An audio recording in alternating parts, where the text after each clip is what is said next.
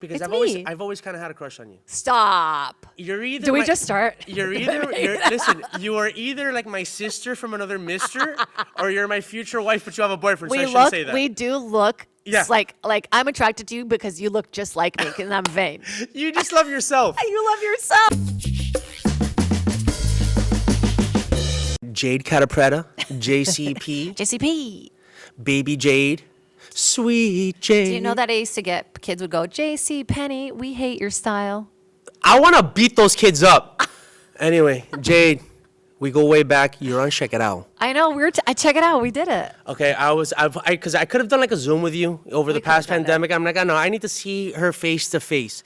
You haven't changed at all. Thank you. I'm playing to this camera because I hate my nose from the side. Okay, let me ask you something about your ethnicity. You're Brazilian, Yes. right? Brazilian born and raised, yeah. But people always confuse you for a beautiful Jewish girl, right? Jew. But That's do you what have I get all the time. Do you have a Jewish ethnicity? Well, actually, I just did Mo Mandel's podcast. You know Mo? Yes. And the podcast is literally about being a Jew in the business. And midway through, I'm like, oh, wait. I'm actually not Jewish. Oh, my God. But then I've traced back that there's a lot of Moroccan Jews within my family. Right. So there's something in there. And I'm very nebbish, so I think I just fit the bill. Okay, so let's just go way back. Well, you guys have probably seen her on billboards. She was hosting the zoo on E before it just. Did you just say the zoo? No, the soup, the soup. No, you should be hosting the zoo, but no, What's you the were hosting the zoo? soup. It's a talk show that we have here. Oh, shit. But we'll get back into the soup. Let's go in the beginning. So, a long time ago, and you long before time you were even ago. born. Before you were born, I met you. When you were Our a little mom's stomachs touched, and we knew. So you worked your way up the comedy world the hard way. You were a bartender in the outside bar of the Comedy Store. Yeah. And I would hang out there. I basically, for like 2 years, I flirted with the fact of being a comedian. I would go up and I'd do the belly room and all that stuff. And I realized I need to be home writing. I can't be at some bar at 11 o'clock at night, waiting to go up. But I wanted to do a sketch show to showcase some of my writing. And Andres Palencia, who me and him are now. Andres Palencia. Yes, he's now the director of LATV, and we're doing stuff here that's really cool. But we did a sketch show called The Daydreamers. And I remember I went up to you at the Comedy Store. I'm like, would you be part of this? And you ended up being probably the most talented and definitely the most successful. But Come on. Thank God we didn't have videos of that, because the sketches were so. I have a little video. Maybe it's a photo and I'm just dreaming, but I'm pretty sure I just watched something the other day. Okay, you have to send it to me. Yeah. But we can't share it because the sketches were so politically incorrect that we would be canceled times 10. I watched it. I think there's one where I'm wearing an afro, and I was like, yeah. Okay, I know, but but you were playing a Brazilian. It was a different time. The thing is, that's why it's so hard to go back and cancel someone, because guess what? Like, those things didn't have the weight that they have now, and we just choose to be different now. It's not like we were racist back then, and now we're not. It's just, now we're a little more aware, and nothing that I do, I want to ever hurt people, honestly. Like, I'm not that kind of comic at all, so... Yeah, let's not bring those back. Well, here's the thing, though. We did it all in good fun, and also we had a resident angry black man in Teddy Tutson. We did. Oh my God, I forgot. Yeah, Dude. so he had no problem with it, and he would. So if he had no problem with it, do you remember when we all got sick and then Teddy barfed and we were gonna cancel the show, but we ended up having it anyway? It was so last minute. We're like, let's go, go, go, go, go. And we performed in front of 15 people. Yeah, and there was like such 10 a of big us. deal. I was like sweating because sketch is really difficult. You know what I mean? Like, people think sketch is so easy. Like, oh, just write one little joke and blah blah. But it's hard. It's hard to like have a good punch out. And what was it for? It was for like a festival. It was the LA Comedy Festival, but they gave us like a slot every month at the Elephant Theater in Santa Monica Boulevard. That's right. Oh my gosh. I like thinking back on those moments where, like, it's like when you're a freshman, you always want to be a senior. You're like, oh, I can't wait to like smoke cigarettes in the parking lot. And then you're smoking cigarettes in a parking lot as a senior, and you're like, oh, I miss that. Like, it's nostalgic to think about the times where we were like roughing it and really in love and chasing the dream, and we weren't jaded yet. Jaded, but you're not jaded. You're just Jade. Just Jade. There was a couple times that we did get a big crowd, and whenever we had a big crowd, we killed. Yeah, I feel like we bounced off the energy. Did we do it multiple times? I only remember doing it once. We did it several times. Because the LA Comedy Festival ran throughout the whole year. I only remembered maybe doing once or twice. No, you did it several times. That's how blindfolded I am to the past. Do you remember? Okay, so this is gonna headway. We might get into like the sexuality in today's modern age in entertainment, and especially with female comedians, a little early, because I'm gonna go into. I remember that we all used to change together in the backstage. You remember that? Oh yeah, of course. And we would just like strip down to our underwear. We were beautiful, and you're still beautiful and in shape. I got some grays here. Yeah. No, yeah, please. my pubes are gray. My pubes are gray. We're gonna get into it. no, because we're gonna get into Instagram. I'm sorry, you're probably more beautiful than ever, and it was such a free thing. Like we were just like change. We're in our underwear. We're just 20-somethings. We're like ooh, and then we jump back out and we do comedy. But we were also cool about it. I don't think there were any creepsters, or maybe I held my creepster in and I just behaved. But no, everybody was really cool. Also, that's like a Latin thing. You know what I mean? Like men and women are more sexual towards each other, and it's not taboo, and it's not like aggressive. And I think it becomes aggressive when it's taboo.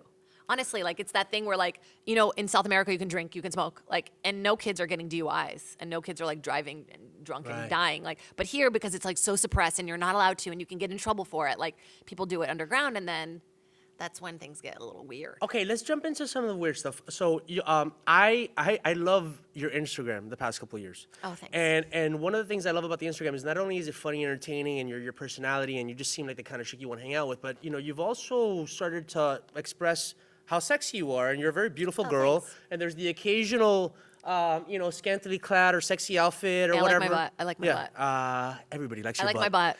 And if people don't like your butt, there's something wrong with them. There's something wrong with you. I mean, what's not to like about butts? I love every butt. I like guy butts. I like the really deflated dude butts. Those are my favorite. Okay, I have that kind. So I'm going to Cuban with a deflated butt. Exactly. So, no, my boyfriend's trying to fill his out. He's like, I got to do leg days. Oh my God, what's his Jesus. ethnicity?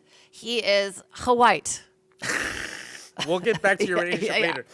But you were talking about how you're on. I don't know if you can go into this how you want to get into this, but you have the occasional bro-y troll. Yeah, I do. Who is a little abrasive and abusive on the comment section or the DMs or whatever. Yeah. And you talk about how like it's hard when it's taboo. I have a theory. Every guy who is disrespectful to you for your sexuality is a guy that doesn't get any. And he doesn't understand sex, so his way of venting that frustration is to go after a woman who's confident in her I think sexual about that skin. all the time. I think about how like, oh God, you're so sexually suppressed. Like, just somebody lay this guy. Somebody suck his dick, please. It is. It's all frustration, and then they take it out on you. But I have to admit, like, it got a little loud for me. Like a few weeks ago, I like let it kind of get to me, just because the Comedy Store is like a place where I grew up, and I really put in my time. And these guys are like making it seem like it's their place. I'm like, it's my place. But are comedians doing that or no, my God, Jesus! If they were actually comics, they would be doing something creative and not like hitting on other people. But it's certain people's fans. Yeah, but the thing is, like, I'm not even blocking them now because I'm like, you don't even get to get blocked. You're just muted. You're done. Like, if you say anything that I disagree with or I don't like seeing, I'm like, bye. Like, but they're the ones that look stupid, by the way, not you. I don't know. The thing is, like, my thing is, I think about vibration and what you put out a lot. Like, that's a big thing for me. And I think I just don't understand when people like choose to put out negativity and like choose to put out hate.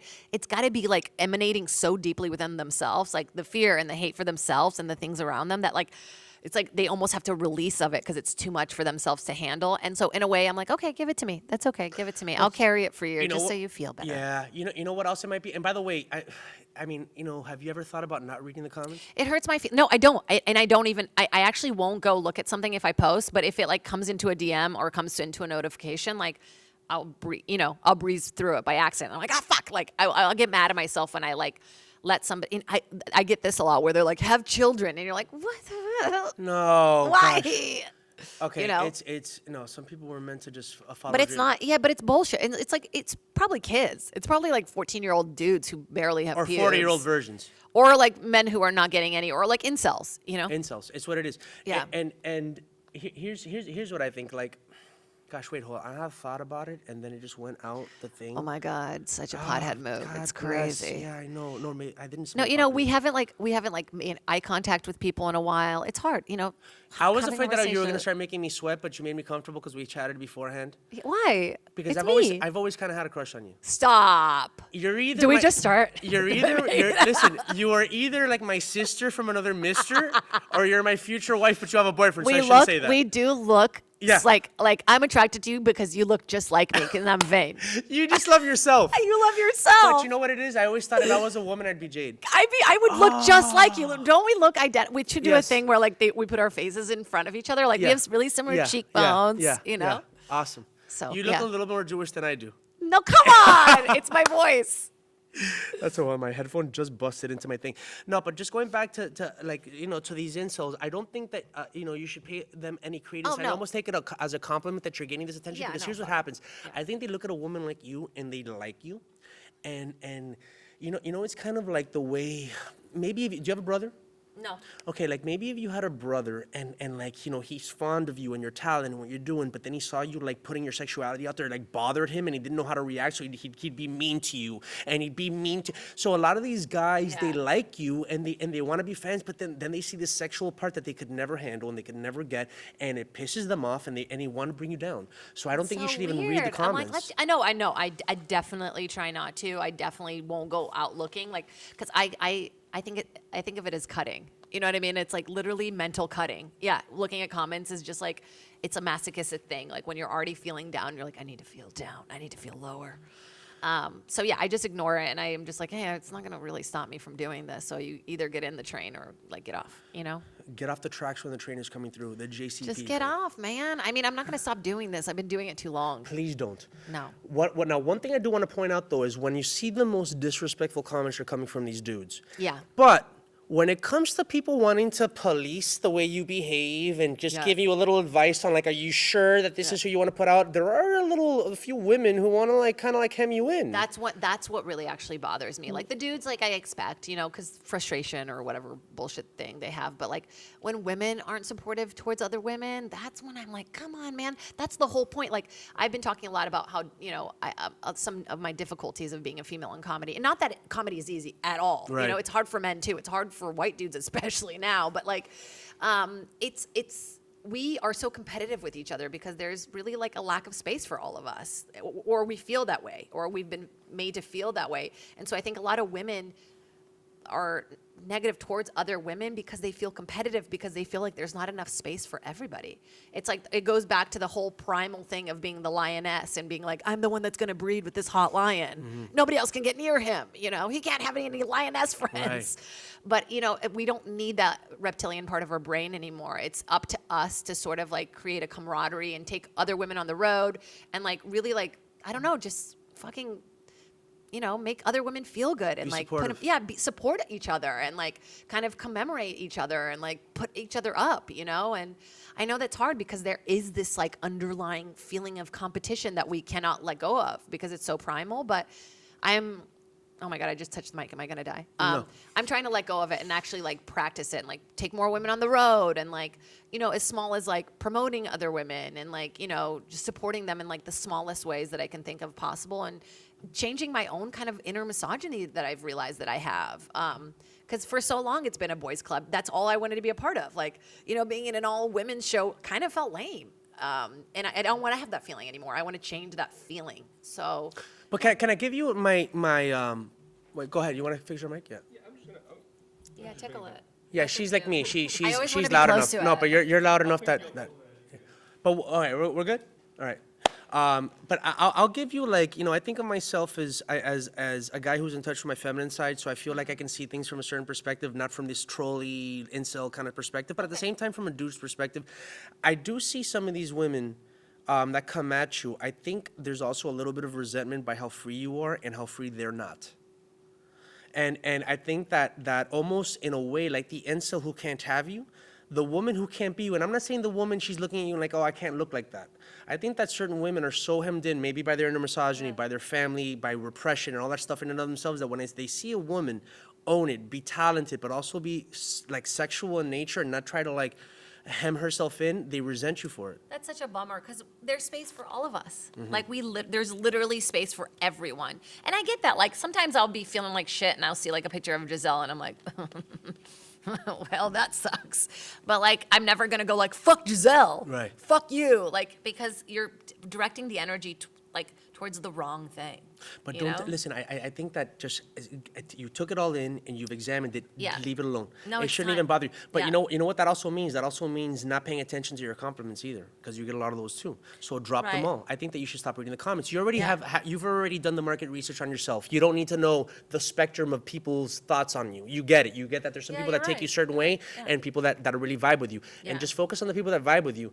But one of the greatest exchanges I've ever seen on Instagram is, and this was when I started following you, and you had this one picture that's burned into my brain. It's the one where you're in the pool, and then you're like looking, and your butt is breaking the surface of the water. Oh yeah, thank you. Yeah, I really like that. And again, she gave me the waiver. I can compliment her figure. You have a beautiful figure. You've always had a beautiful figure.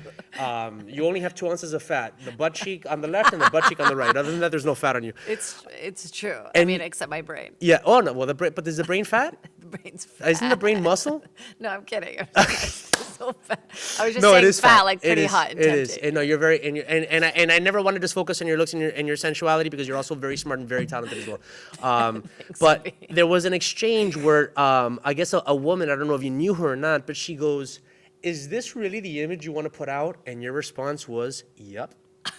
And I thought that was so cool. You gotta stick with that. Butts are such a non-sexual thing to me. I'm Brazilian. Like, it's just a butt. Like, babies have butts. Old people have butts. It was a sexy pic, though. But it was an empowered. It was an empowered sexy pic. It wasn't some guy throwing you on stage, objectifying you. It was you saying, like, "This is who I am." Look at Megan Thee Stallion. Like, not everything is as literal as just sex. There's things that like can transform through imagery of sex. And I think honestly, it's about like maybe the whole Megan Thee Stallion and like Cardi B that people are like too sexy, it's too much. They're swinging so far left to prove a fucking point. Right. Like there is no line between sexuality and like power. Like you can have both of those things and not be like a slut. The whole slut thing is like. Well, how about this? You brought up a good point between sexuality and power. To me, as a woman who actually respects women, did I say a woman who respects women? God damn it, I tapped into my female side way too much. Freudian slip. I wish I just like spit out my water. Like, Freudian slip. You're vaccinated. You can just just spit. No, as a man who like, I believe that women's sexuality is part of their power, and and so like for me, the women that I'm attracted to own their sexuality, and I'm attracted to that power. I think I can handle it. I'm one of those guys that are kind of like, maybe I bite off more than I can chew, but I feel that I can handle it, and I don't like the dumb ditches. It just doesn't attract me. Yeah. I like the brunettes with a brain and a sense of humor and snark, and someone that you can contend with. And so I think a lot of these guys are afraid of that sexual power that they're attracted to, but they know they could never handle. And some of these women are like, "Oh, I don't have that sexual power," and they come after you too. So that's who these trolls are.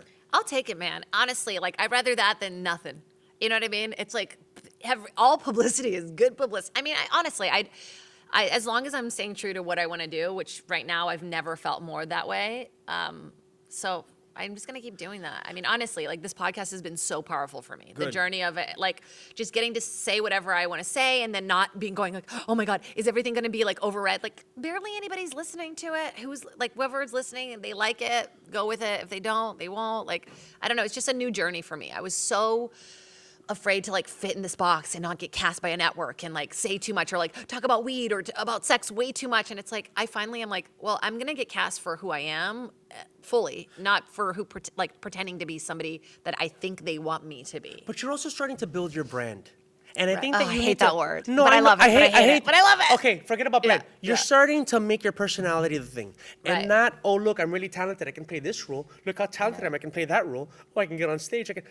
You're this personality, and I think what you're doing. Maybe it's not going to happen right now, but I think down the line people will start writing. No, but I will get to that because I'm like Betty White's age. I'm like, did I make it? Yeah, you might be Betty White's age and have made it, but what I'm trying to say is that there's going to come a point where people are going to write rules around who you are. That would be so great. I cannot do self-tapes anymore. Can you? Well, I'm not an actor, and I think I did one commercial early on, and I realized I'm not an actor. Oh my gosh. There's nothing like being on set for me. Like I was asked the other day what my favorite thing is, and look, I love talking, being a stand-up is incredible, but there's nothing like being on set and playing a different character than yourself. For me, I'd never lose myself in the same way. I remember a sketch. You did a sketch. This was years ago, where you played some like this really militant woke feminist in some office meeting. What was it? Oh yeah, and I was like a Latina. Yeah. Which was that?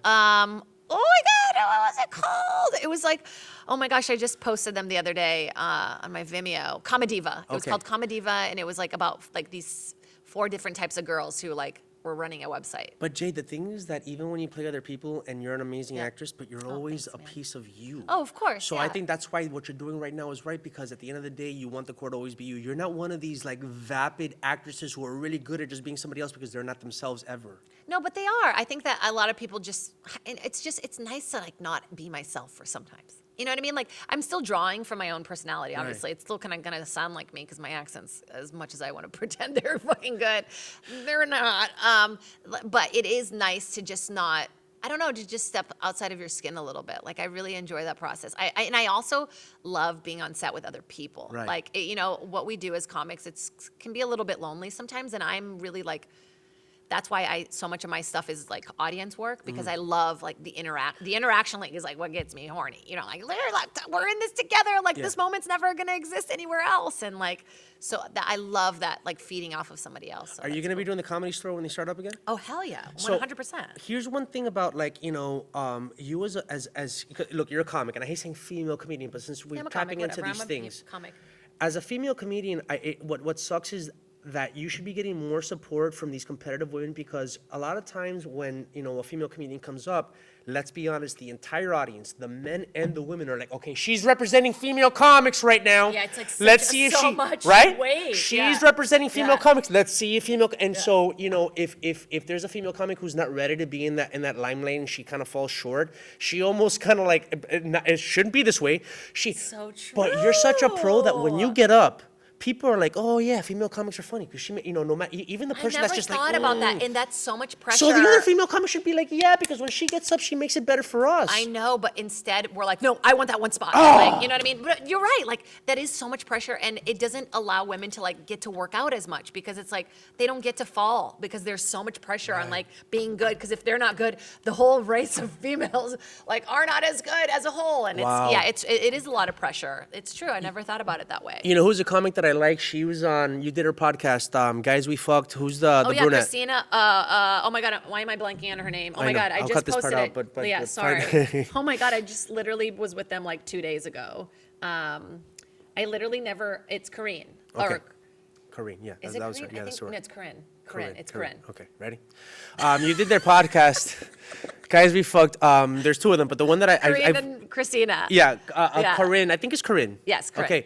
Okay. She's amazing, like, because she gets up and she's not afraid to fall. They don't give a fuck. I love those. Like, honestly, talking to them on their podcast, they're like, Jade, we haven't given a fuck for years. And I was like, how am I just getting to this? Like, I'm so slow to it because, honestly, I was kind of comfortable in my little, like, trauma circle of, like, it's okay. I'm the one girl, and it's all guys, and that's okay. Nothing's changing, and that's okay. Like, but now I'm finally like, things are changing, and I want things to change, and like, I can be comfortable in this environment, and like, it's up to me to make it comfortable for other women, and so that was cool. Listen to their podcast. It's it's great. Really it's good. Great. Yeah. And I've seen her at the Comedy Store. Are they based here or in No, they're New York. They're both New York girls. She came to Comedy Store for something because she was going to be on Joe Rogan's podcast, I think. Yeah. So you were on The Soup. Yeah. Hold on, I think my headphone. Are we good on the audio? Because my headphones go. Okay. You were on The Soup, and it was a great run, and one that had you on Billboard. So every time I would drive from my house on Sunset over here to LATV, and I'd see you on the billboard, and I'm like, man, she's grown so tall since the last time I I've seen her. gotten so tall. How was it when you first saw yourself on a billboard? It was the most exciting thing that's ever happened to me. I'm not gonna lie. I know it's a vain thing to say, but it was. Joe's Pizza is right across the street. So I used to work at the Comedy Store, and we were so broke. I would go to Joe's Pizza late at night, and they would give me the leftover pizzas that weren't sold, and I would bring it to the Comedy Store, and like we'd all share the food. And so like having it right across from that place, and I was just like getting a slice that I purchased with my own. It was like $1. I'm like, I did this, and I was just looking up at my like very large camel toe on Sunset. It was just such a special. And then because of COVID, like they didn't take it down. It stayed up like an extra 3 months. Nice. And so that's the only good part of COVID. That's hilarious. But actually, when I first, my boyfriend, the first visit that he had here, he was like, can we go look at your billboard? And I was like, oh, yeah. And he's like, Thursday? Can we go Thursday? And I was like, that's a specific, yeah, okay, we'll go Thursday. So then we went, and later on, I found out that he had a photographer friend on the other corner, and took pictures of us. Wow, that's amazing. And I got these like beautiful like aerial photos of us like standing underneath it, and it was just really sweet, very sweet. I'm glad to see you. I'm glad to see you in a relationship. Yeah. How long have you been in this relationship? It's been a year. We just celebrated a year and a few months now, but we just celebrated our 1 year. And you said he's Hawaii? No, he actually lives in Dallas. He's here now. He's visiting, but. But you said he's Hawaii. Is he Hawaiian? Oh no, I said white, like I said the W, like very white. But he has a little ethnic tinge to him. No, he's just a little tan. And a little hot. He is. I'm glad. Listen, if I would have seen you with an ugly guy, I would have been really pissed off. He's a good one. I met him on The Soup. I made fun of him on The Soup. He was on he a an reality. actor? No, he's a finance guy, but he was on a couple of reality shows as like a sort of by accident. What reality shows? The STD of all reality shows, Temptation Island. Oh my God, that's hilarious. Yeah. Is that still around? Yeah. Or they brought it back or Mark something? Summers, baby. He's still hosting it. Not the real Mark Summers, the Right. host Mark Summers.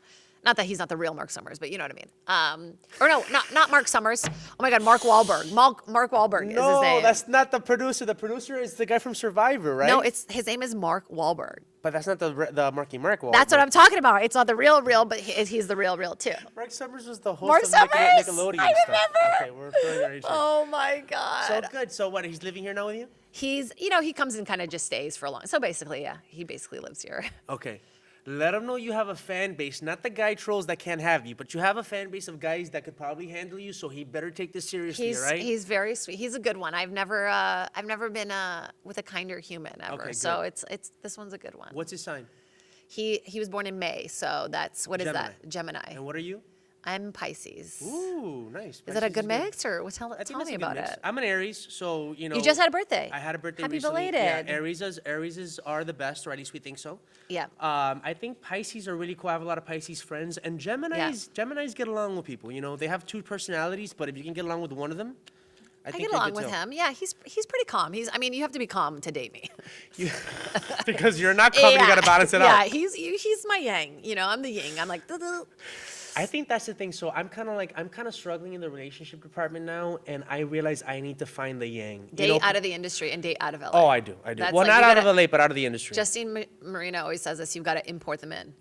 Yeah, or at least if Yeah. not outside of LA, outside of the industry. Yes. But I do realize that I tend to, because Aries actually like other fire. It's a fire sign that likes other fire, but then we realize, oh, it's two fires bumping each other's heads. So I tend to gravitate towards women who are kind of like me, and we can handle each other, right? But then we're just shouting over each other. I agree. It burns through. I dated another comic for 8 years, and it's too much. You got to do one headshot per relationship. One headshot per relationship. I've said that before. That is so funny. It's true. I like that. You can't have it, you know what I mean? Like, you got to have somebody that balances you out and Right. calms you down. And because, like, yeah, all my signs are like fire, fast, Yeah. and I have to ground myself. I think that's what I'm missing. Are you a spiritual person? Yes, I'm very spiritual. Yeah. What are you doing with your spirituality? Well, I'm trying to ground myself, honestly. Like, I'm trying to, like, not live here. Like, I'm trying to, like, put my feet in the soil every day and, breathe and meditate and, like, be aware of things rather than just, like, there was this great analogy that I read the other day. I'm reading this book about visualization and, putting out energy and how you receive it back. Pretty often, like, the same way that you put it out, and how, like, it's important to not, like, force things, like, not force things to happen and look at life as sort of like you're on a river and you're kind of just floating down the river, and you have to be ready and attentive for if you have to grab on to something or, grab a fish on the way because you're hungry, but, like, otherwise you should just, like, let the river kind of take you. And so that's been kind of a new analogy that I'm trying to live my life by. Are you going to be focusing on stand-up as much as you were focusing before as we come out of this pandemic and start performing more? No, because I realized that I was doing it in an unhealthy pace where I was saying yes to everything Right. all the time. I mean, I was doing like 4 or 5 shows a week, every week, and then going out on the weekends, shooting the Soup during the day. You're past that phase. Yeah, so I've like learned, the pandemic forced me to learn about self-care and how much like I need to respect my time at home, like, in this relationship with my family. I have a new niece, like, that's all I want to talk about. Okay, so here's one thing. I'm kind of like I want to be like a motivational coach a little bit later in my life. So if my plan B, if some of these scripted projects, stuff I'm doing here at LATV, if it doesn't get to the level that I want it to get to, my plan B is I'm gonna shave my head, go to an ashram, and start developing myself as a guru. Basically, I'm gonna build a cult. I It's love gonna be that. I've bullshitty. always wanted to be part of a cult. But I wanna just bring people up. But what I'm gonna tell you is not bullshitty. Okay. Here's why you need to go home tonight and you need to get really good sleep after you make love to your boyfriend and you have really hot sex because Well, both he of you pulled are out his attractive. back, so we might both be masturbating in the bed together. But you know what? separate. Mutual masturbation is still sex. I agree. Okay, and it actually can be really, really hot sometimes. So Yeah. Sometimes it's not just about having regular sex. You got to change it up. You Sometimes gotta it's just change it up. Yeah. let's just look at each other in a weird way as we masturbate, and that can be very hot. All right, love going back. What was I saying before? Oh, The guru thing. Oh, I need yeah, to do let me tell tonight. you. The life thing that I the need to life do thing, tonight. Okay, but after that, you're gonna sleep well, and I'll tell you why. there's a lot of pressure you put on yourself as an entertainer. And as a female entertainer, you think that there's like a clock ticking, and you think that youth is like your biggest asset, and you don't want it to run out. So a couple things. Number one, you're gonna look the way you look for about 25 more years. Oh my God, tell my neck that. Okay, no, Yeah. stop focusing on little things here and there. You look like a woman now. When I first met you, you were a beautiful little girl, and now you're now you're growing up into a woman, which is way more powerful than being a beautiful little girl. Okay, Yeah. you have amazing skin. Okay. And the thing is that I was saying, I don't know if I was saying on the podcast or earlier on, you do have a road that is shaping up to be more like some of these male comics that made it later. And so you have a big notch under your belt with the soup, and you have a big notch under your belt with the stuff you've done at the Comedy Store, and people know who you are. And people are trolling you, which is actually a huge fucking thing. You're not making it if people aren't trolling you, okay? I wish I had more trolls. So the road is actually shaping up in front of you, and what you thought was the middle of the road is actually just the beginning.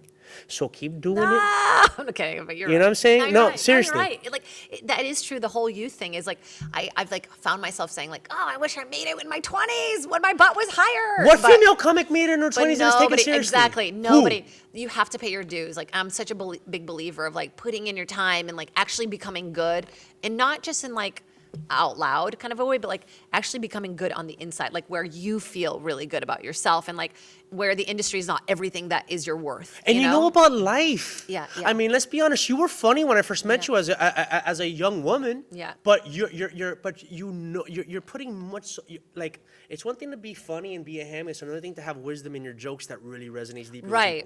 And now you have this life experience. You have people that have told I you hope how gorgeous you are, and you have people that are trolling you and saying, oh, stop doing what you're doing because it's making me uncomfortable. Yeah. And that adds to your wisdom. You know, you're living life, and I just like I want you to see that you have so much of the road left, and now you actually have wheels. Yeah. No, it's exciting. It's exciting to not be by foot anymore. You know what I mean? Exactly. Just like little fucking Fred Flintstone, like.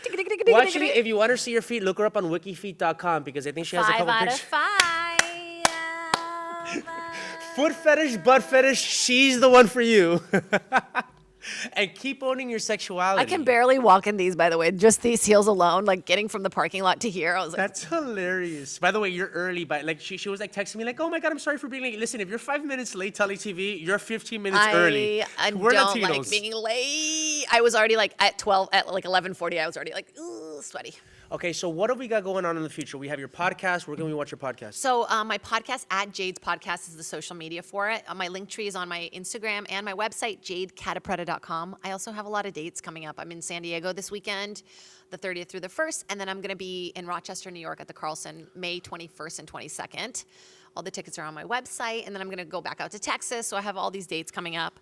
I'm shopping a documentary with Fremantle right now. What's the documentary about? It's called Foreign. It's about me returning to Brazil after 20 years of being gone, reconnecting to my culture, reconnecting with my family, and doing Portuguese stand-up for the first time. Stand-up in Portuguese for the first time. Before we end, let's just touch on that a little bit. So, you're Brazilian, but you don't have a Brazilian accent. You talk like a white girl, let's be honest. Yep. So you were born in Brazil? Born and raised. Where?